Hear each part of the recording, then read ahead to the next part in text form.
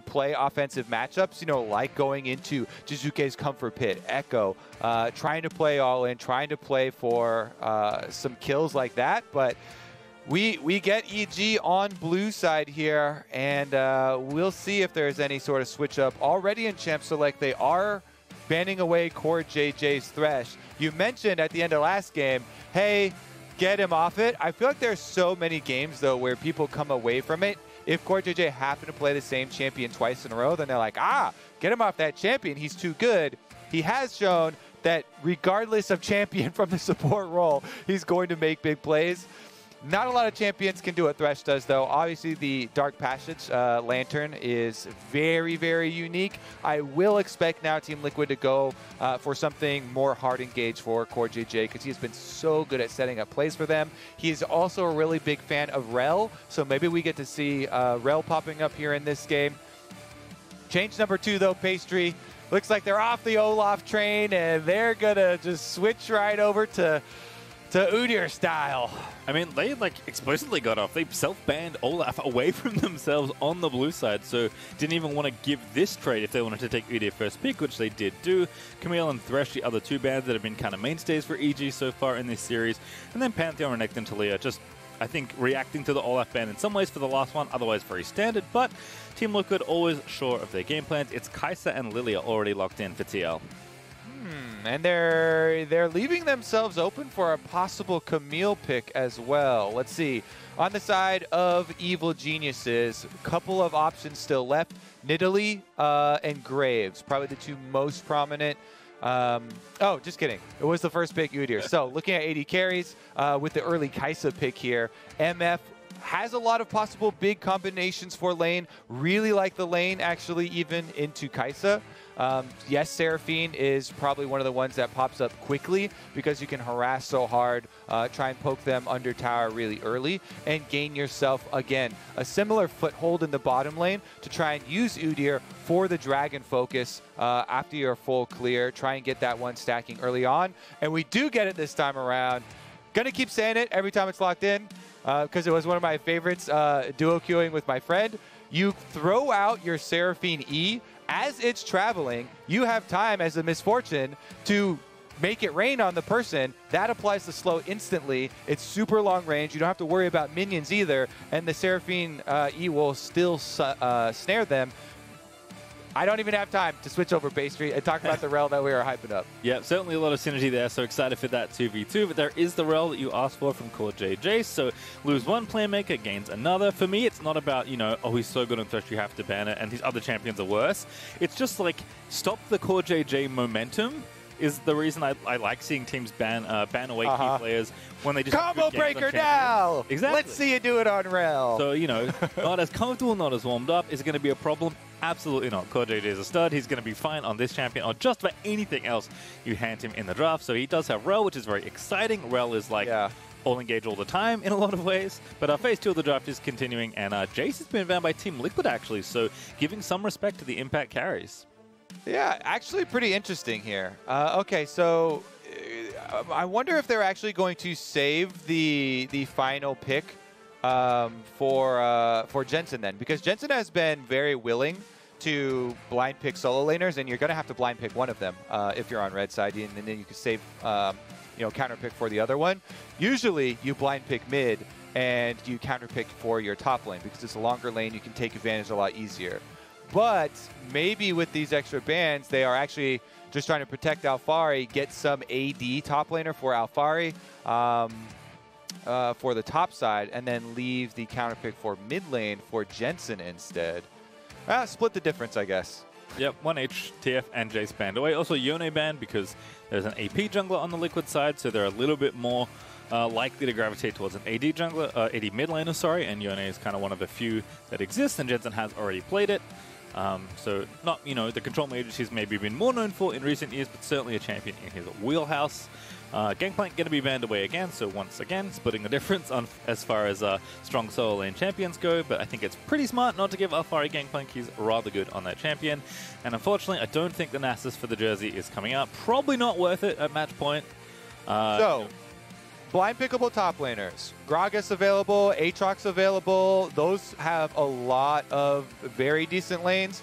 Gnar, like we saw earlier, Alfari going to take a page out of Impact's book, actually, and steal that one away. Let's see. It's very bold to actually pick the Gnar into Impact. I want to see what he feels like is gives him the highest chance to punish, because Impact had these interviews where he's talking about, I love this EG team. They feel like they have more faith in me. They listen to me more. They respect me more. They will give me resources. Jizuke will throw away waves to come topside. And it is just going to be the Aatrox. So that one is not really a hard counter. Does have a lot of options. Very blind pickable. Definitely skill matchup on top side. Like you said, though, this Gnar is Impact's most played champion in solo queue and also in this series. So people know his way around the matchup, even if it's not, something as aggressive as something like the Jace, which was banned by Liquid, I think, wanting to cover for this Gnar pick that they were making to counter pick for their mid lane, which is the setup they have been going for. Rise pick up for Jizuke, one of the few players other than Demonte, I believe, who was playing this a lot in the LCS at least. But I like it. It's, again, keeps him active, gets him out of lane, lets him roam a lot. That's the thing we like about Jizuke, is when he's constantly aggressive and around the map. And with Twist of Fate banned, you need to do some more of the legwork yourself, and Rise can fill that niche. Counter pick, though, not super consequential for Jensen, but it is tried and true. It's going to be Orianna once more. Yeah, and Rise is one of the champions that we associate with Jizuke. Again, I always mention these two champions, Echo and Rise, that he performs the best on. So good at transitioning to splitting up and split pushing for the mid stages of the game. And honestly, he was the first one who pulled out the Rise in the current meta. It has since shown up in LEC as well, and it has since shown up in the hands of other LCS players. But he was the first one to bring it back here, at least in the Lock-In tournament. So I'm excited to see it in his hands once again. He's super confident on it. They do have options for 1-3-1 later on if Impact on Aatrox can get to a very comfortable state. I actually love the current state of Aatrox. There's so much healing in his kit with Gore Drinker build into Sterix. I feel like these two items are insane right now. If you have any sort of bruiser type champion that you like playing, those are great on them. And if that champion also has healing in their kit, it just even furthers that.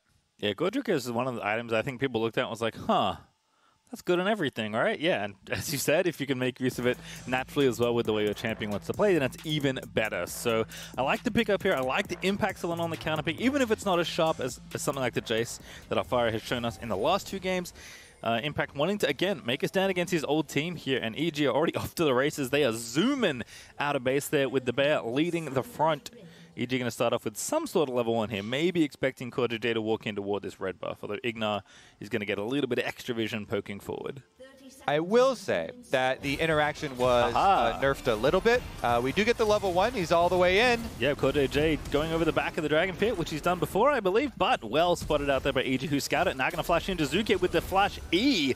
Trying to get something done there. A little bit of extra damage, but no CC on that one there. But the Flash E is going to come in on the other side for Seraphine as J still trying to run out of there, and it will indeed be first blood for Jizuke. Commit, commit, commit, pastry time. Spend your flashes, get that one. Ignar and Jizuke both going really hard for this chase, and they punish the blind attempt from J. This is one of the champions you can do it on. We see this on Rakan. We see this on support Gragas plays as well. But I'm glad that we actually see it punished actually on stage, because this is one of the few times where they actually are in place. They have seen so many games of J Rel. This is one of the things he has played. Probably the most Rel of any of the pro support players that's at least not hidden accounts that I've been able to track. He has put in so much work on this champion. His most played, as I mentioned before, but also played so much of it in the in-house pro games as well. And people getting wise to his tricks. Back to the Aatrox interaction, though. This is 11.2, so the interaction between your self-healing with your world ender was reduced a bit, as some of it was moved over to the Umbral Dash just for your self-healing and not to all healing interacting with your Gore Drinker. you know, taken down from 50% at level 1 to 30% at level 1 and 100 to 60 at max rank. Yeah, certainly a little bit of, you know, power taken out there, but still perfectly good for Aatrox there, so Impact should be feeling good as the lane continues. Right now, not feeling particularly good. Ooh, very fancy little dash back, fade away knock up there to prevent Mega Gnar from continuing the assault, which makes sense. Impact's lost a lot of health in this trade so far. Doran's Blade looking a little mightier than Doran's Shield right now. Also saw CoreJJ on bottom side get a heal out of Deathly there. Still continuing the aggression despite losing both his flash and his life at level 1. And he's going maximum healing as well with the fleet footwork on Aatrox into the Gnar. Alphari is doing the exact same build that Impact used on Gnar, where he's got Grasp, he's got Taste of Blood for extra healing in lane and sustain, but Impact actually going for the fleet footwork too on it for the extra sustain for lane.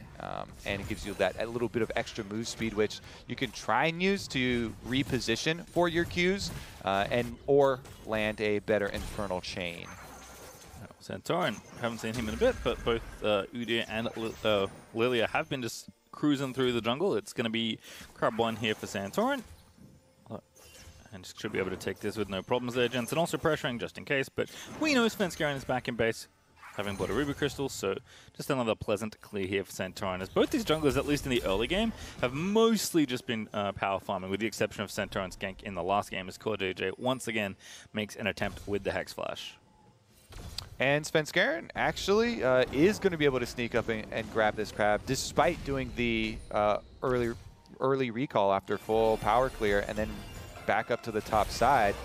Bottom, though. They're back in, and CoreJJ taking a little bit too much damage. Not so fast without the horse, and definitely is just going to take out CoreJJ.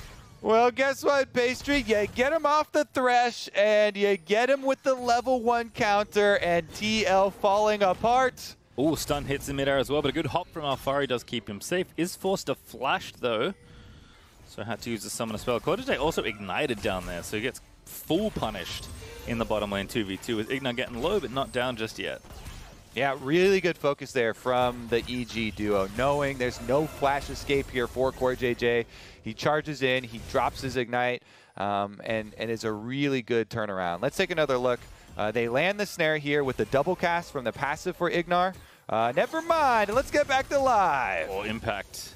Good flash, does have to get out there, but Santorin with a nicely timed bit of pressure in the top lane is going to force Impact. Summon spell usage. Alphari also going to maybe extend this lead with the wave crashing again from the help of Santorin here. Already up almost 10 CS, and Impact's probably going to have to go back to base, because if the jungler revisits and dives, he's dead.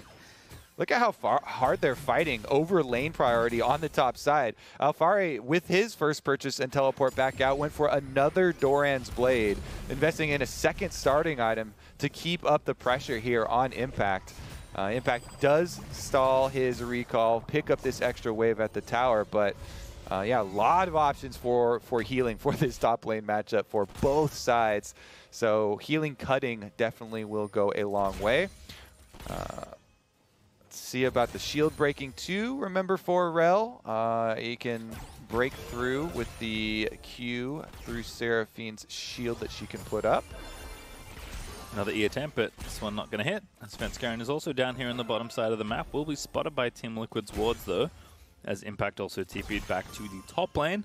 Alphari of course TP'd back in before, because that's how we got second Doran's Blade. Didn't just magically appear like on. But Svenskeren off to the races on the Dragon. This is really what Udyr wants to do. You know, he wants to visit the lane sometimes, he wants to reassure you, but mostly he wants to keep farming the jungle. And Svenskeren should be able to take this Mountain Drake Cloud Drake nice and easy. Yeah, and this is, again, yeah, it's Udyr, and you love, you know, PvEing, but also your bottom lane killing Tactical and CoreJJ. It's the cascading effect of this level 1 blind attempt over the back of the Dragon pick, where CoreJJ blows his flash, he dies, they get first blood on that side of EG, then they're able to punish him in lane for not having the flash and get the second kill on him. have completely changed the face of the setup here for EG, and now they're looking for the dive to really ram it home. This is definitely a Jizuke special. Realm warming down. Warping now is Scarin under the tower is tactical, and he's stunned up and killed as Jizuke getting low. Does get actually slain by CoreJJ, but now he's unmounted under the tower, and Scarin walks in and Phoenix dances him to death as EG will win out on the trade in bottom lane. Yeah, that's the rarely seen Phoenix slap. Don't even have to go for the stun. One-shots him with the Phoenix Breath proc afterwards. That is an investment of your mid laner, though, with the rotation down. Realm warps over. They get a counter kill for Team Liquid, so it's not the worst world. And Jensen gets one play in answer, plus topside counter jungle there for Santorin. Still, I like the look. Proactive gameplay, keeping up pressure on bottom side.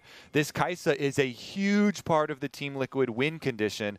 It's the most reliable part, because otherwise you're relying on, you know, finicky things like Gnar and Shockwave coming up big for the team fights later. If you can keep up this pressure on bottom lane, keep Tactical starving under there, this is going to be very big for their mid game. Counter kill going over also went into the hands of CoreJJ with the last hit, so they didn't even put that money onto Tactical, and it is all going EG's way this far. Pastry time. We had a reverse sweep just yesterday, and the delays aren't going to change those possibilities here. EG coming out strong, 1.5 gold lead as well as the extra dragon. Yep, take that Herald as well, so easy flip up to the top side for the EG duo. Doesn't mean Impact is taking a little bit of heat in the 2v1, but should be just okay as he's keeping the wave at a reasonable distance off the tower so he doesn't get shot or lose his structure. We'll see where Sven wants to drop that Herald, but it does feel like Udyr is taking command of a lot of these early games, just from the raw power of how efficiently he clears. But certainly shouldn't take away from EG's teamwork, and this is the reason I like Jizuke's Rise specifically so much. It's just a champion he can always be very active on. Again, it does fill a similar role as Twisted Fate. His global isn't nearly as powerful as TF's, but with TF getting banned basically every game because they know Jizuke is too good on the champion, Rise for me is a very good proxy, so EG can play the same style, which has been the style that I think they've been most successful with so far this lock-in. Yeah, and, you know, Scarin has done his job on Udyr this game, but he's not really the catalyst for any of these, you know, big objectives that they're getting. They have all pretty much been team-based, you know, and off the punish onto CoreJJ mainly with the extra picks and bottom lane control that they've gotten. That allowed them, you know, for the dive, it allowed them for the dragon, it allowed them bottom lane control to swap up for the Rift Herald. So as much as I love jungler credit here, baby, it has been a bit of a difference there. Alphari and Impact going pretty deep with this trade. Ults exchange, but Alphari not able to connect.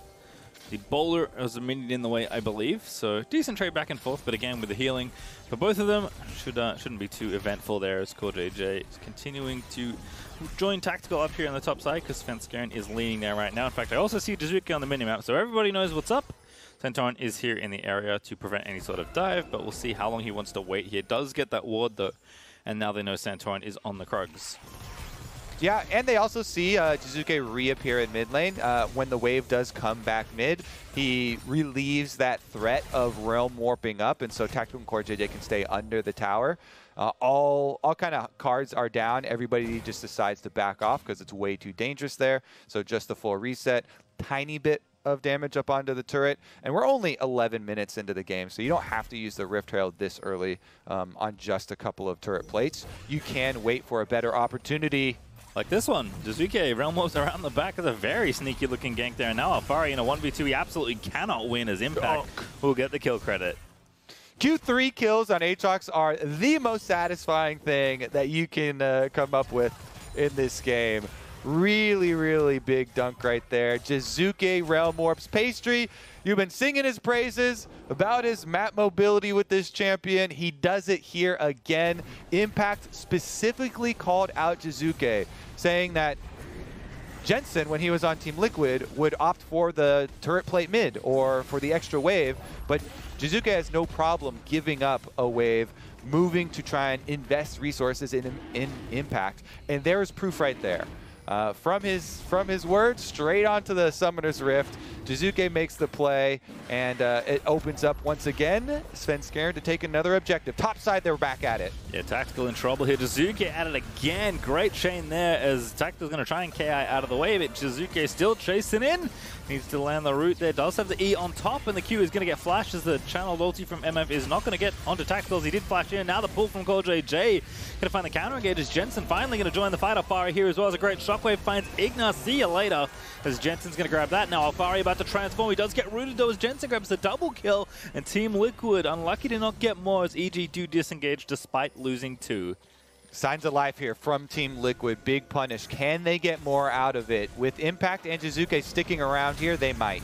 Alfari has ult still as well. Impact a bridge too far, I do believe, as he is going to be killed by Alfari. No, it's Jensen that's going to grab his 3rd kill of the exchange. Svenskeren, what are you doing taking the crab, buddy? That's not safe. Nobody look over here. He's like, all right, if you're going to kill Impact, let me try and get something while everybody's attention is diverted. Sleight of hand, you know, Pastry. Let me try and quickly grab this. They slap his hand out of the cookie jar, though. No crab for you. And they will keep their little influx of gold for Team Liquid. I actually like how they keep up the pressure, too. You know, after this top lane turnaround, they want to pry as much out of it as they can, and they end up getting the extra kill onto Impact.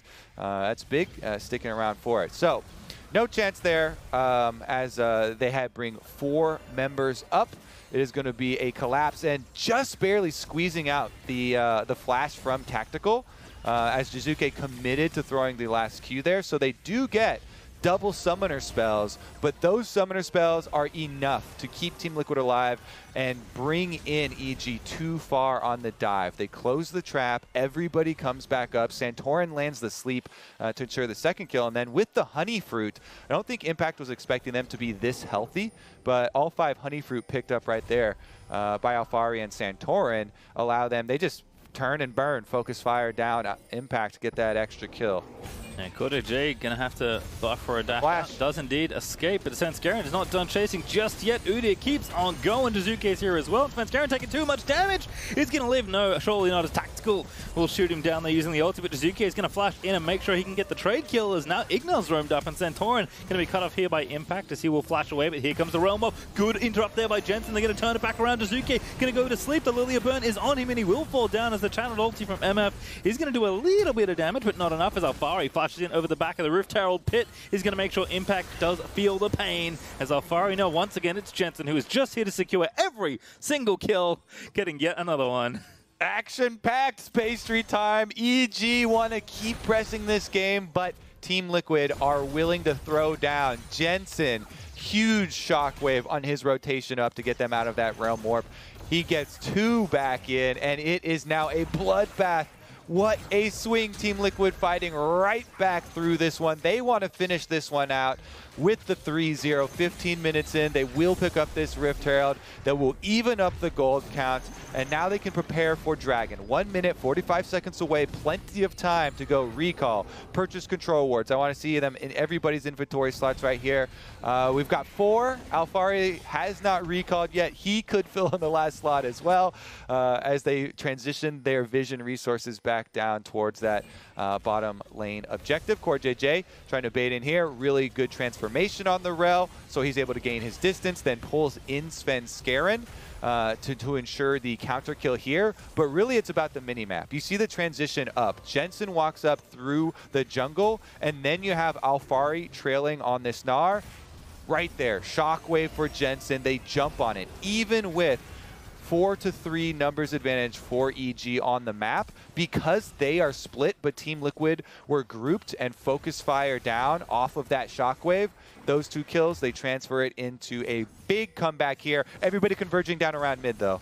Yeah, top tower is being assaulted by Jizuke, but there's a lot more happening around that dragon, it looks like. But for now, it does just seem like EG are pushing in mid. Jensen actually pushing down bottom, so we're going to trade some towers and then go fight for this Drake by the looks of things. TL do want to stop EG from snowballing this Ocean Soul, which it actually has been Ocean Soul 3 games in a row, by the way. I don't know how likely that is, but someone who's better at math than me can figure it out. For now, we'll just look at TL channeling that Herald, looking to knock down mid, and then transition down to the objective in 15 seconds time. So really have just arrested control back of this game. Svenskeren is roaming on in, trying to stop Shelly.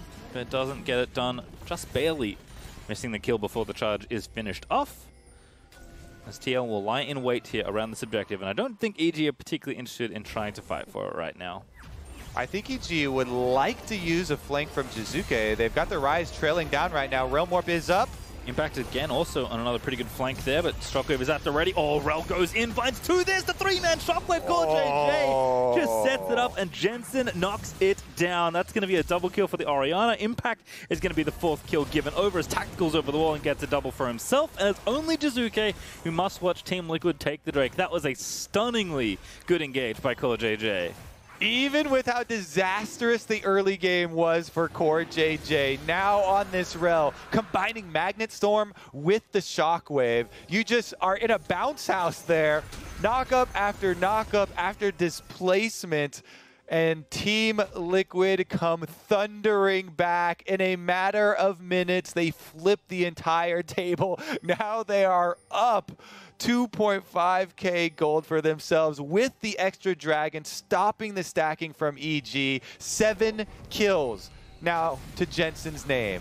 He is just putting in so much work here. That Shockwave up by the red quadrant of the jungle, turning around that skirmish, constantly moving for the team, following up this Core JJ engage. He is going to be one monstrous Orianna. All right, here's another look at it. With the whiff from Ignar on the ultimate from Seraphine there, Core JJ knows everything is open. There's no counter engage here. He immediately gets the perfect combo, then into Shockwave for all 3, and they are just deleted instantly. So Impact, even with the flash, nowhere he's going to be able to get away to safety too. And with that Dragon, Team Liquid are right back on track. And I was going to say, like, in the first, 10-ish, 12 minutes of this game, if you'd hidden the nameplates, I might have thought that Team Liquid were on EG's side with how they were approaching the early game, getting their advantages, stacking those early dragons, and then from whatever happened after with all those Rise roams? Yeah, all those Rise. I mean, a little less likely, right? But, you could have fooled me into thinking, like, hey, this is, like, the kind of early to mid-game that the Team Liquid have shown so far in the series. Hold that thought, though, because Alfari is in a 1v3 that he's not going to live in. Great ulti to buy a little bit more time. I may have spoken too soon as Jensen, once again, to the rescue, does make sure his top laner stays alive. Oh, yep, they're going to back off after this one. They're bringing Seraphine for reinforcements, though. EG might actually double down on this split. If you look at the minimap, they're losing out on topside pushing as well as mid pushing for doing this, though.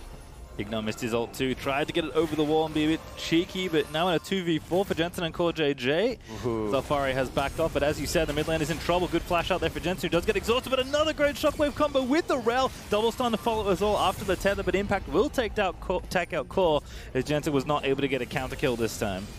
Look at this commitment. EG are so deep. There's teleports behind them. Alfari is coming. Svenskeren is just committed to the cause, and he's dead now. Jensen goes legendary. Jizuke's also trying to dive in. He goes down as Jensen grabs the double kill.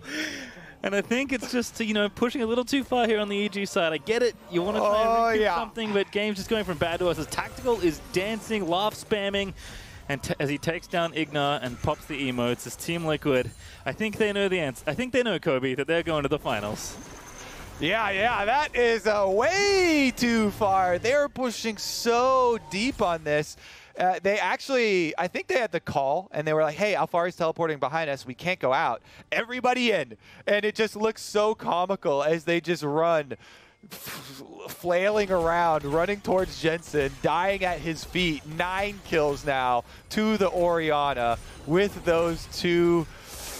Oh my goodness. Team Liquid have crushed them, pastry time. The mental is a boom. Starting to feel They've got the commitment, though. Once they sense their mind to a play, they're going to go all the way.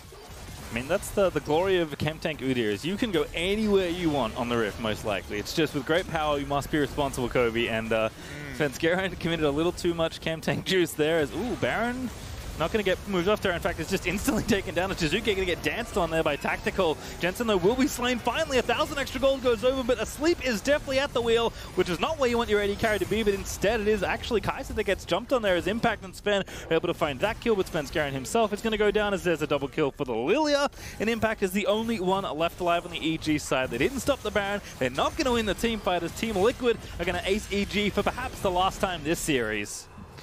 Baron buff on 3 for Team Liquid, and they can run straight down that bottom lane. Push with the extra minion wave here. 8 seconds on Jizuke, 3 on Ignar, actually. Since they died so early, they will have reinforcements for EG in time to deal with the extra minion wave. No further push. Dragon in 25 seconds should be the cleaner pickup. So the good news is they killed Jensen, which is a lot of extra gold, and they didn't lose an inhibitor tower, which you have to feel like is maybe inevitable with the Red Bull Baron buff. We'll see. Team Liquid are going to go back and take out the Dragon instead. As you mentioned, it is spawning now in about 5 seconds. So it should be an easy pickup after this reset and spending of the cash reserves on the Liquid side. Is it good news if you get a 700 gold bounty off Jensen and then he's got a 400 gold bounty on his name again, or is it demoralizing with how hard he's been carried? That's a level of perspective, I guess, you have to take on. I think it's 1,000 gold, by the way. But glass is half full. Okay, so it was just bumped up there and cut down real quick. Yeah, Let's see about this pick on Impact, though. Oh, Impact too far forward here. Gonna pop your ulti for a bit of extra speed, but Alfari is just gonna give you the thumbs up. And in fact, TL's gonna abandon it. Jensen wants an assist here. He's not gonna get one. As Alfari actually just solo kills Impact. I like that Jensen's playing like he has Energize, and he doesn't. But he has certainly collected a lot of kills and assists this game, but credit to him for having such a good one so far. As it does seem like the finishing touches are being put onto the enemy base here on the Team Liquid side. Jensen's going to go ahead and take this tier 2. Jizuke is continuing to strive for greatness and look to knock down a top inhib tower. He's getting close, but I think Alfari should put a stop to that. But Team Liquid will be likely busting through the base in any moment now. Split pushing is in his blood. What can I say, pastry time? Jizuke does have teleport, so if he gets far enough away from Alfari, which he cannot do. Nice scoop and wall up there for Alfari to get the kill as Ignar tries to get a root down, but instead Team Liquid, they've already broken the center of the base, and it could be more as CoreJJ, who's caught in here. Good two-man shock there for Jensen into the Magna Pull after the Ferromancy, and CoreJJ and Jensen just cannot be stopped here. This combination is so potent as Team Liquid are going to take just about everything. Yep, inhibitor number 2 will go down, and with this Baron buff still on for 1 more second, they will be able to finish it up. Nexus turret's now going to be under fire. All right, well, one on the right there is going to be gone as Jensen is working on that already with the minion wave. Ignar and deftly two-man defense right now. Jizuke up in 4 seconds. Alfari is taking the top wave in just in case they don't win the game right now, but a jump on from CoreJJ does give Tactical the kill onto Deftly, and it's 2v4 still there for EG as the Nexus is open. Santorin is low, but the game is going to end as Team Liquid are going to group around the Realm Orb for one final time. It's the party in the base as Santorin's unstoppable. EG are trying to chase out Tactical, and CoreJJ will not let his marksman go down as Impact going to get the logo flashed on there as Alfari going to get the final kill. Surely Boulder Toss is it, the Bud Light Ace to finish it off. It's the sweep for Team Liquid Kobe. They're going to the finals 3-0 over Evil Geniuses. Yeah, EG want to go out in a blaze of glory. Everybody Realm Warp in. We've got one more Bud Light Ace in us. Team Liquid going to be able to pull that one back after a strong early game opening from Evil Geniuses. My goodness, what a turnaround there for Team Liquid, though, after fight, and turning that into the Dragon as well. Have to say, some key shockwaves here from Jensen. Team Liquid did not back down as EG kept on pressing for plays deeper and deeper, not waiting for some of these cooldowns. They were able to, put up their defenses, get that punish down on the first one, and that just lended to a cascade of gold back in their favor. Yeah, I mean, again, we talk about CoreJJ all the time. Had an exceptional series, unsurprisingly. We said his Thresh may have been too good. Like we expected, the rest of his champions also too powerful. Rel plus Oriana looked disgusting on the TL side. Rel in general has seemed so insanely powerful that I expect more teams to pick her up, especially if things really don't shift in the support role. But CoreJJ, like you said, demonstrating why it's one of his most played champions this season so far. He has so much mastery over that champion and what angles he can take, and it's starting to feel like every angle might be a Rel angle, Code, because CoreJJ did not shy away from very many fights. Except the blind angle over the back of the Dragon pit. I still like it. I love when we get, plays like that. You're throwing it play it out for a chance. But very clearly, people have that on their minds, like you do when you see a Gragas support or a Rakan support in the hands of Ignar. Those two players especially are the ones that like to go for these risky blind level 1 plays to try and get an advantage for their team. It can backfire, but even with it backfiring, Team Liquid still salvage it. That's why you don't remake your scrim after you lose your level 1. Play it out. All right, well, certainly they did play it out as Team Liquid, as we said, do sweep this series. After the break, though, we'll hear from LeTigris and Tactical in the Verizon post-game interview. Don't go too far.